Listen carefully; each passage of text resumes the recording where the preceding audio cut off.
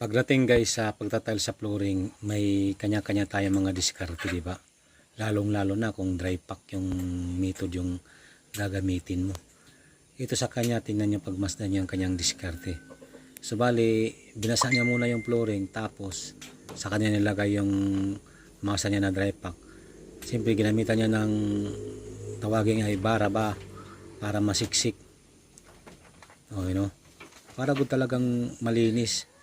Tapos siyempre lalagyan din ng malabnaw yon sa ibabaw at saka kakahigisok-sok yan. At hugasan muna yung tiles, linisan bago niya i-battering. Yan o. Ganyan lang ang diskarte niya. Iba-ibang paraan talaga. Klase-klase. Hindi okay kaayo.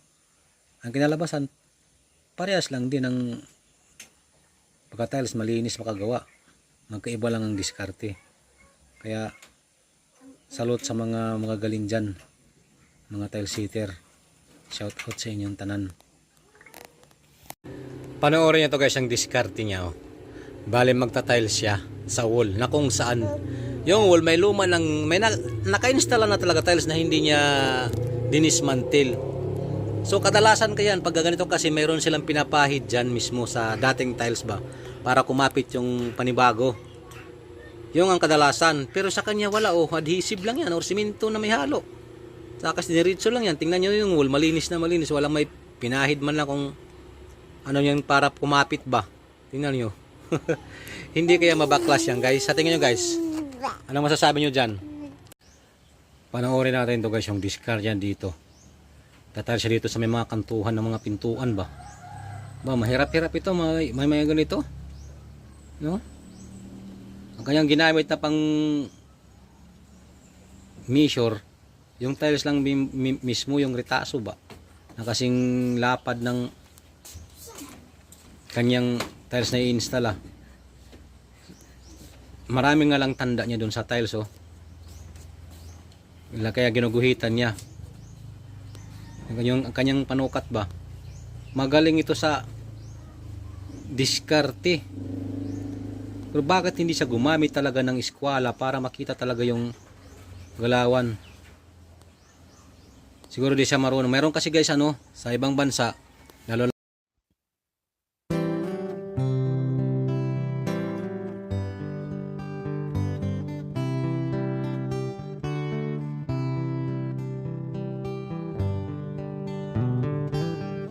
Don't know what to say now.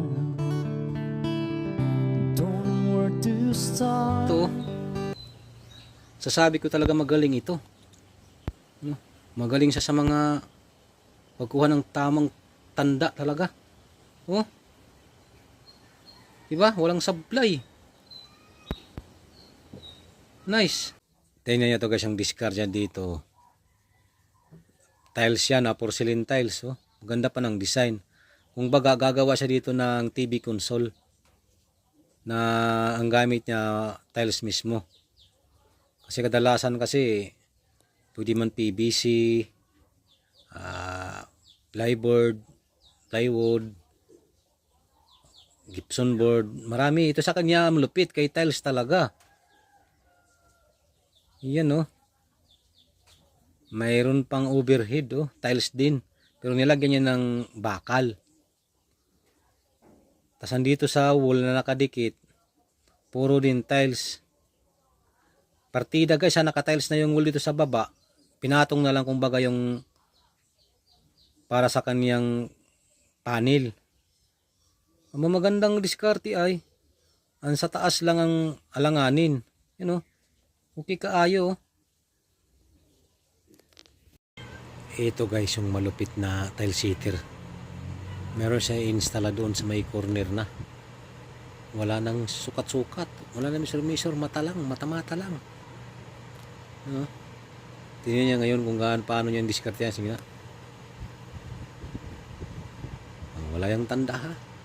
Mata-mata lang. Abay, malupit ito. Talagang kung accurate yan ang kanyang pagkalagay.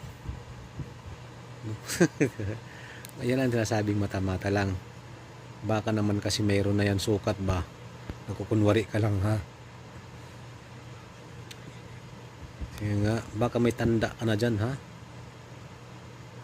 Pero wala kasi nandun nakatayo mo niyan, di ba? Nga. Uy, sumakto. Hindi nga, may daya ba yan guys? Parang, parang may daya ata ah. Ayos din ang discard niya dito. Para mahagod, maigi yung semento. Na di na siya kailangan umapak pa o apakan pa. Ayos din ang paraan niya. Oh, okay kayo.